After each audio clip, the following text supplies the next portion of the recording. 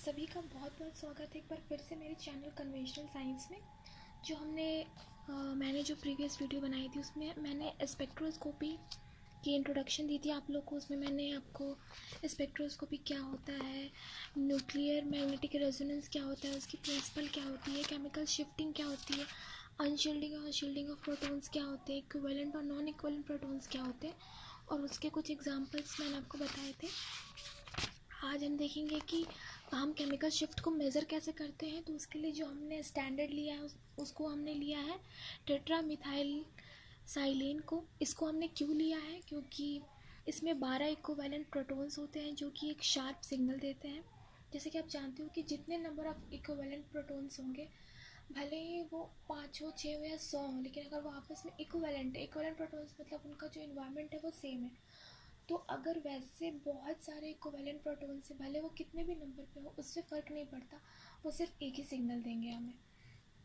तो जो ये टेट्रामिथाइल साइलेन है, इसके पास 12 इक्विवेलेंट प्रोटॉन्स होते हैं जो कि हमें एक शार्प सिग्नल देते हैं। उसके बाद से जो इसकी इलेक्ट्रोनेगेटिविटी होती है सिलिकॉन की, वो कार्बन से कम होती है। और लगभग जितने भी ऑर्गेनिक कंपाउंड्स जो हमारे होते हैं वो कार्बन के ही बने हुए होते हैं। तो चूँकि इसकी जो इलेक्ट्रोनेगेटिविटी कम होती है, इसलिए इस पर जो शील्डिंग इफेक्ट होता है इलेक्ट्रॉन्स का वो ज़्यादा होता है, जिसकी वजह से जो भी हम रेडिएशन उसको देते हैं एक्सटर्नली, वो एब्जॉर्ब नहीं कर पाता है, जिसकी वजह से वो सिग्नल नहीं दे पाता है उतना। तो the shielding of equivalent protons is more than that of almost all organic compounds. Therefore, the signal of almost all organic compounds appear in the downward direction with respect to TMS. जबकि जो हमारा organic compounds है वो ज़्यादा electronegativity उसकी होती है as compare to TMS, जिसकी वजह से उसमें जो है शील्डिंग जो इफेक्ट हो रहा है वो कम होता है। तो जो रेडिएशन है वो ज़्यादा एब्जॉर्ब करता है, तो वो मतलब कम रेडिएशन में ही, मतलब डाउनफुल रेडिएशन में ही वो सिग्नल देने लगता है। लेकिन चूँकि जो हमारा ये सिलिकॉन है उसमें काफ़ी शील्डिंग हुई है, वो उतना इलेक्ट्रोनेगेटिविटी नहीं शो कर पा रहा है, तो जिसकी वजह से जो भी हम रेडिएशन देंगे हमें ज़्यादा अमाउंट ऑफ रेडिएशन देना होगा, क्योंकि इलेक्ट्रॉन्स की काफ़ी शील्डिंग रहती है और तो न्यूक्लियस तक पहुंचने में रेडिएशन को ऑब्स्टेकल करता है, जिसकी वजह से हमें जितना ज़्यादा हम रेडिएशन देंगे उतना ज़्यादा हमें न्यूक्लियस तक नहीं पहुंच पाता है, उसका कम ही पहुंचता है। तो इस हिसाब से हम बैलेंस करके ज़्यादा देते हैं as compare to carbon compound, जिसमें हम कम ही रेडिएशन देते हैं, क्योंकि शील्डिंग कम होती है तो वो पहुंच जाता है हमें न्यूक्लियस तक, बहुत कम ही जो है वो डिस्ट्रॉय होता है। उसके बाद से यूनिट क्या हम लेते हैं, तो चूँकि हम पहले इसको फ्रीक्वेंसी में लेते थे साइकिल पर सेकंड में, लेकिन हम देखते हैं कि बहुत सारे जितने भी हम स्पेक्ट्रोमीटर यूज़ कर रहे हैं, स्पेक्ट्रोमीटर जो इंस्ट्रूमेंट है केमिकल शिफ्ट को मेज़र करने के लिए, वो बहुत सारे हर इंडस्ट्री में अलग अलग तरह के स्पेक्ट्रोमीटर होते हैं और उनमें अलग अलग की फ्रिक्वेंसी यूज़ करते हैं। किसी में मेगा फ्रिक्वेंसी यूज़ की जाती है, किसी में माइक्रो। तो एक स्टैंडर्ड मानना बहुत डिफ़िकल्ट हो जाता है कि हम किसको स्टैंडर्ड माने, कौन सी यूनिट को। तो इस चीज़ को क्योंकि फ्रिक्वेंसी बहुत अलग अलग टाइप की है और अलग अलग तरह की है, किसी में माइक्रो किसी में मेगा, तो उस हिसाब से हमने एक ऐसा यूनिट बनाया केमिकल शिफ्ट का जिसमें जो है फ्रिक्वेंसी आपस में कट जा रही है और हमें पार्ट्स पर मिलियन में जो है हमारा केमिकल शिफ्ट मिल रहा है। तो फॉर्मूला जो है कुछ इस तरह है। केमिकल शिफ्ट को हम डेल्टा या टॉ से भी रिप्रेजेंट करते हैं। तो delta is equal to delta mu जो कि हमारी फ्रिक्वेंसी है, उसके बाद से हम उसको 10⁶ से मल्टीप्लाई करते हैं और फिर हम डिवाइड करते हैं जो भी रेडियो फ्रिक्वेंसी हमने यूज़ की है, माइक्रो में, मेगा में, जिस चीज़ में भी। तो इस हिसाब से हमें पार्ट्स पर मिलियन मिलता है और हमारी फ्रिक्वेंसी कट जाती है। अब कोई भी, जैसे कि हमारे टेम्परेचर की जो स्केल होती है, केल्विन होती है, सेल्सियस, फ़ारेनहाइट, ये सब होती है। तो उसी तरह जो केमिकल शिफ्ट है वो भी 2 स्केल पे नापा जाता है, एक है टॉ स्केल और दूसरा है डेल्टा स्केल। तो जो डेल्टा स्केल है उस पर जो हम TMS की वैल्यू रखते हैं वो हम 0 रखते हैं, और बाकी जितने भी कंपाउंड्स हैं जिनको हम चेक करते हैं उनकी जो वैल्यू है वो 0 से लेके 10 तक वेरी करती है। 2.1 हो सकती है, 4.5, और मतलब 0 से 10 के बीच में होती है। और जो टॉ स्केल होता है उसमें हम जो TMS है, जो हमारा स्टैंडर्ड सब्सटेंस है फॉर मेजरिंग केमिकल शिफ्टिंग, उसमें हम TMS की वैल्यू 10 रखते हैं टॉय स्केल में। और जो हमारे बाकी जो भी सब्सटेंस को हम यूज़ कर रहे हैं देखने के लिए कि उसकी केमिकल शिफ्टिंग क्या हो रही है, तो उनकी वैल्यू 10 से कम आती है लेकिन 0 से ज़्यादा आती है, मतलब 10 से 0 के बीच में उनकी आती है। तो ये हो गया। अब chemical shift of different types of proton position of PMR signals. तो इक्विवेलेंट और नॉन इक्विवेलेंट प्रोटॉन्स क्या होते हैं ये तो आप देख चुके हो प्रीवियस वीडियो में। इक्विवेलेंट प्रोटॉन्स वैसे प्रोटॉन्स को बोलते हैं जिनकी एनवायरनमेंट सेम होती है, और नॉन इक्विवेलेंट वैसे प्रोटॉन्स को बोलते हैं जिनकी एनवायरनमेंट सेम नहीं होती है। तो जो इक्विवेलेंट प्रोटॉन्स होते हैं ना, वो एक ही तरह का सिग्नल देते हैं, मतलब सेम अमाउंट ऑफ रेडिएशन को अब्जॉर्ब करते हैं और फिर वो सेम सिग्नल प्रोवाइड करते हैं। तो अगर इक्विवेलेंट प्रोटॉन आपका 2 है या फिर 4 है या फिर 6, कितना भी है, वो सिग्नल मिलकर वो एक ही सिग्नल देगा, वो 6 मिलकर सिर्फ एक ही सिग्नल देगा।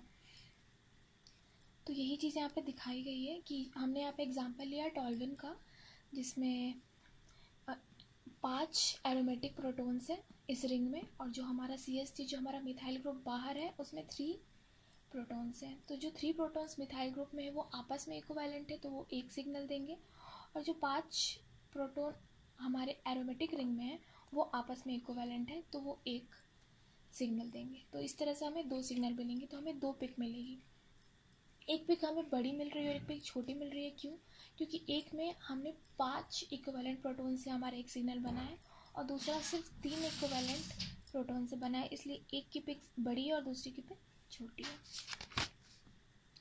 और उसके बाद से सिग्निफिकेंस ऑफ पिक एरिया। तो अभी आपने देखा कि पिक एरिया जितना भी अगर बड़ा आ रहा है हमारा पिक, तो हम ये समझ सकते हैं कि हाँ मतलब ये ज़्यादा नंबर ऑफ इक्विवेलेंट प्रोटॉन से बना है, और अगर पिक कम आ रही है तो हम समझ जाते हैं कि हाँ ये इसमें इक्विवेलेंट प्रोटॉन है लेकिन उनकी जो नंबर है वो कम है। जैसे कि एग्जांपल है यहाँ पे बेंजाइल अल्कोहल का, इसमें 5 एरोमेटिक प्रोटॉन्स है, 2 मिथाइलिन प्रोटॉन्स है और एक हाइड्रोक्सी प्रोटॉन है।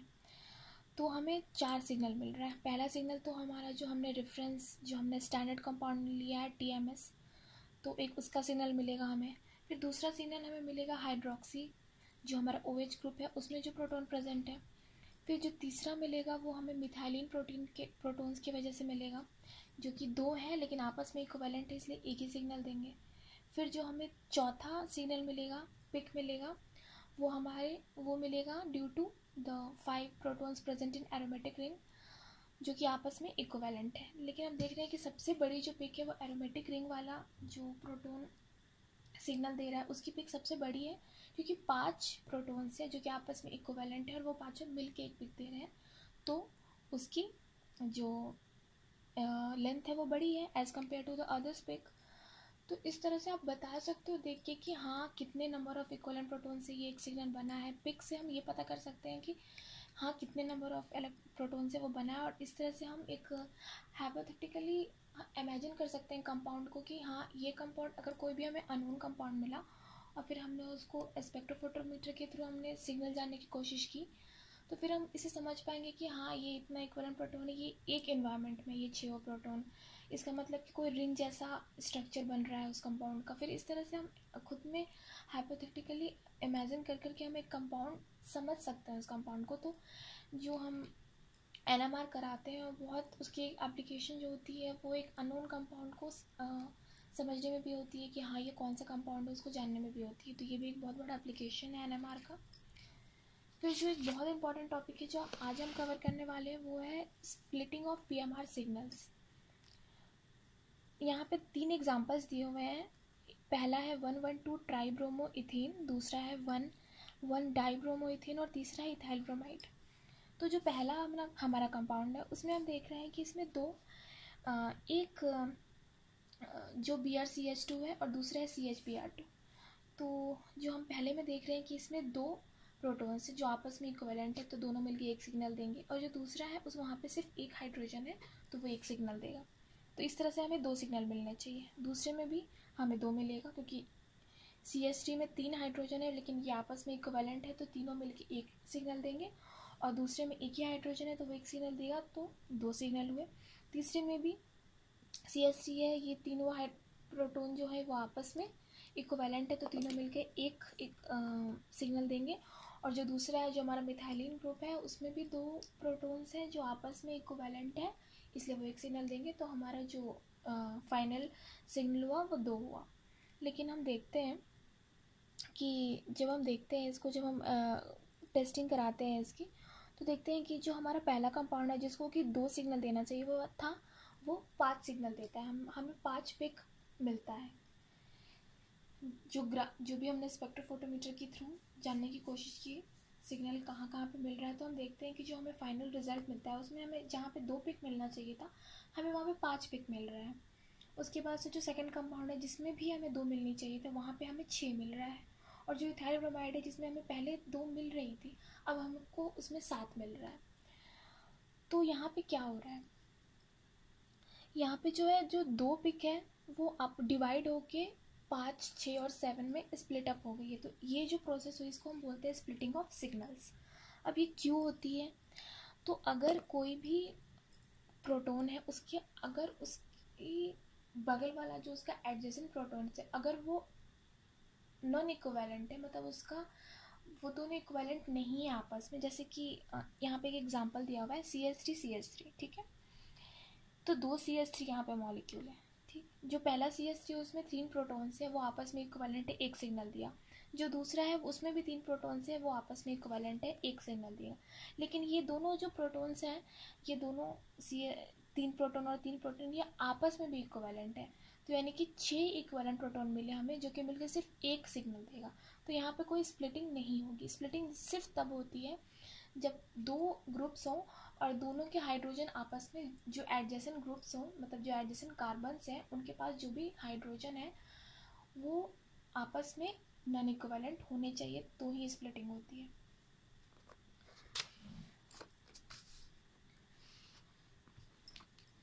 फिर यहाँ पे एक दिया गया है कि स्प्लिटिंग ऑफ सिग्नल्स को हम स्पिन स्पिन कपलिंग से भी, ये एक प्रिंसिपल है, इसके थ्रू भी हम इसको एक्सप्लेन कर सकते हैं। अब यहाँ पे एग्जांपल दिया हुआ है आपको, टर्शियरी कार्बन है यहाँ पे, जहाँ पे जिसके पास सिर्फ एक हाइड्रोजन है, और एक सेकेंडरी कार्बन है जिसके पास 2 हाइड्रोजन है, ठीक है। अब जो हम रेडिएशन दे रहे हैं, हम सेकेंडरी कार्बन के पास जो प्रोटॉन्स हैं उनको दे रहे हैं। लेकिन जो ये सेकेंडरी हाइड्रोजन है उसके बगल में एक टर्शियरी कार्बन भी है जिसके पास एक प्रोटॉन मौजूद है। तो चूँकि हम रेडिएशन तो दे रहे हैं सेकेंडरी कार्बन वाले प्रोटॉन को, बट उनके एडजेसेंट में हमारा टर्शियरी कार्बन वाला प्रोटॉन भी है, तो हमें पता है कि प्रोटॉन का जो भी इन्वायरमेंट होता है उससे काफ़ी इफेक्ट पड़ता है हमारे सिग्नल पे। तो हम देखते हैं कि जब हम सेकेंडरी कार्बन वाले प्रोटॉन को हम जब रेडिएशन देते हैं, तो जो उसका एडजेसेंट वाला टर्शियरी प्रोटॉन है वो क्या करता है, वो इंड्यूस्ड मतलब अपने खुद से एक मैग्नेटिक फील्ड प्रोड्यूस कर देता है, जो हमने एक्सटर्नली प्रोवाइड किया है, मैग्नेटिक फील्ड दिया है सेकेंडरी प्रोटॉन्स को, मे बी उसका वो अपोज कर सकता है जो भी इंड्यूस्ड हुआ है टर्शियरी प्रोटॉन के थ्रू मैग्नेटिक फील्ड, या फिर उसको रेनफोर्स कर सकता है। तो यहाँ पे 2 केसेस आए। तो अगर एक्सटर्नल मैग्नेटिक फील्ड को अपोज कर रहा है हमारा इंड्यूस्ड मैग्नेटिक फील्ड, तो इसका मतलब तो जो हमारा जो इफ़ेक्टिव हमारा मैग्नेटिक फील्ड रहेगा वो घट जाएगा, क्योंकि हम दे रहे हैं लेकिन दोनों की डायरेक्शन अलग है, तो कट ऑफ हो जाएगा। और जो हमारा इफेक्टिव मैग्नेटिक फील्ड लग रहा है हमारे सेकेंडरी प्रोटॉन पे, वो बहुत कम एब्जॉर्ब कर पाएंगे, वो बहुत कम एक्सपीरियंस कर पाएंगे। लेकिन अगर रेनफोर्स करता है, अगर डायरेक्शन दोनों की सेम होती है, तो सपोर्ट करता है, जिसकी वजह से जो हमारा इफेक्टिव मैग्नेटिक फील्ड है वो इंक्रीज़ कर जाता है। तो इस केस में जो हमारा सेकेंडरी प्रोटॉन्स है वो ज़्यादा मैग्नेटिक फील्ड को एक्सपीरियंस कर पाते हैं। तो ये 2 केस हुई। To observe a lower the secondary proton experience some increased magnetic field strength। हाँ, जिस केस में हमारा इंड्यूस्ड मैग्नेटिक फील्ड और हमारा एक्सटर्नल मैग्नेटिक फील्ड की डायरेक्शन सेम होती है, उस केस में हमारा इफेक्टिव मैग्नेटिक फील्ड बढ़ जाता है। तो जो हमारा सेकेंडरी प्रोटॉन्स हैं वो डाउनफील्ड एब्जॉर्प्शन करते हैं, और उसी का जस्ट अपोजिट जब अपोज होता है तो हमारा इफेक्टिव मैग्नेटिक फील्ड घट जाता है, और उस केस में जो हमारे सेकेंडरी प्रोटॉन्स हैं वो अपफील्ड एब्जॉर्प्शन करते हैं। तो ये चीज़ तो आप समझ गए। If the magnetic field produced by the proton is oriented against the applied field of secondary, ये तो आप समझ गए। उसका यहाँ पे एक ग्राफ दिया हुआ है कि signal from secondary proton in the absence of tertiary proton, हम यहाँ पर इसको रेडिएशन प्रोवाइड कर रहे हैं, मैग्नेटिक रेडिएशन दे रहे हैं, और हम सब मान रहे हैं कि यहाँ पे ये नहीं है, तो जितना भी आप रेडिएशन दिए वो सब का सब इसको मिल गया, क्योंकि कोई भी इफेक्ट करने वाला नहीं है यहाँ पे प्रोटॉन, कोई भी ऐसा प्रोटॉन है ही नहीं जो इंड्यूस मैग्नेटिक फील्ड करे। तो जितना भी हम एक्सटर्नली प्रोवाइड कर रहे हैं उसको रेडिएशन, वो सब जो है सेकेंडरी प्रोटॉन को मिल जा रहा है, तो उसको यहाँ पे एक सिंगल लाइन के थ्रू रिप्रेजेंट किया गया है। अब हमारा टर्शियरी फील्ड आ जाता है। अब टर्शियरी फील्ड में जो हमारा एक प्रोटॉन मौजूद है, अगर वो मैग्नेटिक फील्ड प्रोड्यूस कर रहा है बट इन अपोजिट डायरेक्शन, तो उस केस में हमारा जो सेकेंडरी प्रोटॉन है वो अपफील्ड ऑब्जॉर्प्शन करता है, और जब दोनों सपोर्ट करता है हमारा induce magnetic field external magnetic field को, तो उस केस में जो हमारा सेकेंडरी प्रोटॉन है वो डाउनफील्ड ऑब्जॉर्प्शन करता है। तो उसको इस डायग्राम के थ्रू दिखाया गया है। अब ये तो हो गई सेकेंडरी प्रोटॉन की, कि जो यहाँ पे दो प्रोटॉन्स थे। अब अगर हम टर्शियरी प्रोटॉन की बात करें, तो अगर हम टर्शियरी प्रोटॉन पे देखें और यहाँ से हम मैग्नेटिक रेडिएशन दे रहे हैं, तो यहाँ पे भी इसके एडजेसेंट सेकेंडरी कार्बन है, सेकेंडरी प्रोटॉन से, तो ये इसको इफेक्ट करेंगे। तो अब क्या क्या हो सकता है, तो जो दो प्रोटॉन सेकेंडरी कार्बन में प्रेजेंट है वो क्या क्या कर सकते हैं कि जो वो इंड्यूस मैग्नेटिक फील्ड करेंगे वो या तो वो सेम डायरेक्शन में कर सकते हैं एक्सटर्नल मैग्नेटिक फील्ड के, या तो अपोजिट डायरेक्शन में कर सकते हैं। और चूँकि वो नंबर ऑफ में दो हैं, तो एक ये केस भी हो सकता है कि एक जो प्रोटॉन है वो जो एक्सटर्नल मैग्नेटिक फील्ड है उसके डायरेक्शन में उसको सपोर्ट कर रहा हो, और जो दूसरा है वो अपोज कर रहा हो, उसके अपोजिट डायरेक्शन में हो, तो इस केस में कट ऑफ हो जाता है, और उस केस में कोई भी अंतर नहीं पड़ता। बिल्कुल ऐसा लगता है कि जो टर्शियरी कार्बन है उसके बगल में कोई प्रोटॉन है ही नहीं, क्योंकि कोई इफेक्ट नहीं पड़ता, उसका कट ऑफ हो जाता है दोनों का जो भी इफेक्ट, और हमें सिंगल लाइन मिलती है। तो उसका जो डायग्राम है वो यहाँ पे है कि जब कोई एडजेसेंट प्रोटॉन, कोई एडजेसेंट कार्बन नहीं मौजूद है सेकेंडरी कार्बन सेकेंडरी प्रोटॉन के बगल में, उस केस में एक सिंगल लाइन है। उसके बाद जब प्रेजेंट है, तो जब डायरेक्शन सेम है तो उस केस में हमारा डाउनफील्ड होगा, जब डायरेक्शन अपोजिट है तो उस केस में हमारा अपफील्ड होगा, और एक हाइड्रोजन जो है अपोजिट में है और एक सेम डायरेक्शन में है, तो उस केस में हमारा सिंगल लाइन ही हमें एब्जॉर्ब होगा, कोई स्प्लिटिंग नहीं होगी।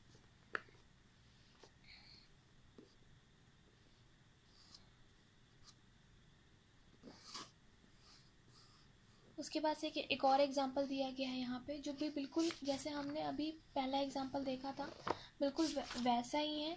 यहाँ पे है एक हाइड्रोजन, यहाँ पे 3 दे दिया है, तो क्योंकि दो प्रोटॉन के साथ तो पॉसिबिलिटी है, जैसे एक प्रोटॉन के साथ पॉसिबिलिटी है कि या तो वो अपोज करेगा या फिर वो रिइंफोर्स करेगा। अगर दो प्रोटॉन्स है तो एक ये पॉसिबिलिटी एक बढ़ जाती है, तो 3 पॉसिबिलिटी होती है, या तो दोनों अपोज करेगा या फिर दोनों रिइंफोर्स करेगा, या फिर दोनों में से कोई एक रिइंफोर्स करेगा और एक उसके अगेंस्ट। और अगर आपको 3 प्रोटॉन्स आ जाते हैं तो 3 में क्या क्या केस बनता है, तो 3 में तीनों अगर अपोज कर रहे हैं, तीनों अगर रिइंफोर्स कर रहे हैं, उसके बाद से 3 में से कोई 2 अपोजिट डायरेक्शन में है, कोई एक सेम डायरेक्शन में है। उसी तरह हम देख सकते हैं कि कोई 2 सेम डायरेक्शन में और कोई एक अपोजिट डायरेक्शन में है, तो इस तरह से हमें 4 सिग्नल मिलेगा। तो बस यही चीज़ यहाँ पे दिखाई गई है। फिर है कि rules governing splitting of signals. अब कौन कौन से रूल्स फॉलो अप होते हैं सिग्नल जब स्प्लिट अप होती है, तो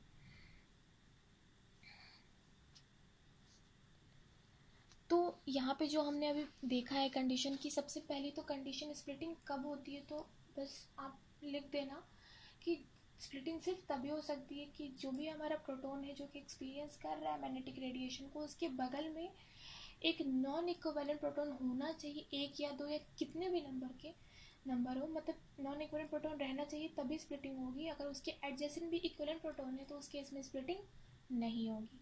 जैसे कि यहाँ पे एग्जांपल्स भी दिए गए हैं। पहला जो केस है वहाँ पे जो दोनों प्रोटॉन्स हैं ये आपस में तो इक्विवेलेंट है और एक दूसरे से भी इक्विवेलेंट है, तो इस केस में हमारा स्प्लिटिंग नहीं होगा। जो दूसरा केस है वहाँ पे हम देख रहे हैं कि किसी भी प्रोटॉन्स, चाहे इस प्रोटॉन्स को ले या फिर इन प्रोटॉन्स को ले, इन प्रोटॉन्स को ले, किसी के भी एडजेसेंट में हमको सबके एडजेसेंट सिर्फ एक ये सी आ रहा है, ये कार्बन, और इस कार्बन के पास कोई हाइड्रोजन नहीं है, जिसकी वजह से इस केस में भी कोई स्प्लिटिंग नहीं होगी। फिर एक n+1 रूल आता है।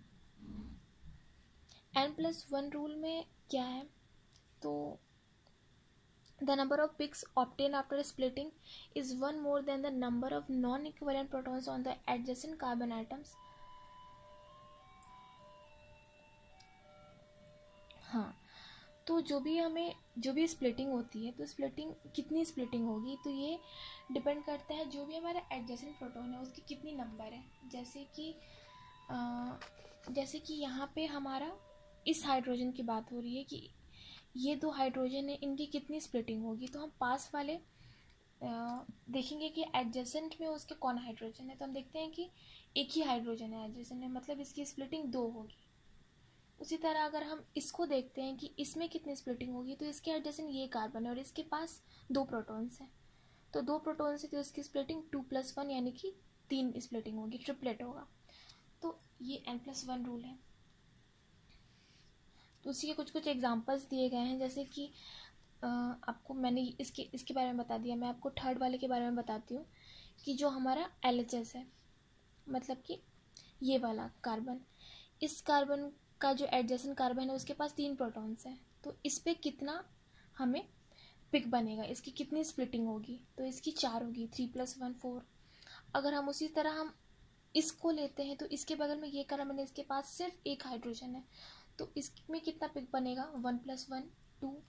तो वही चीज़ यहाँ पे बताई गई है।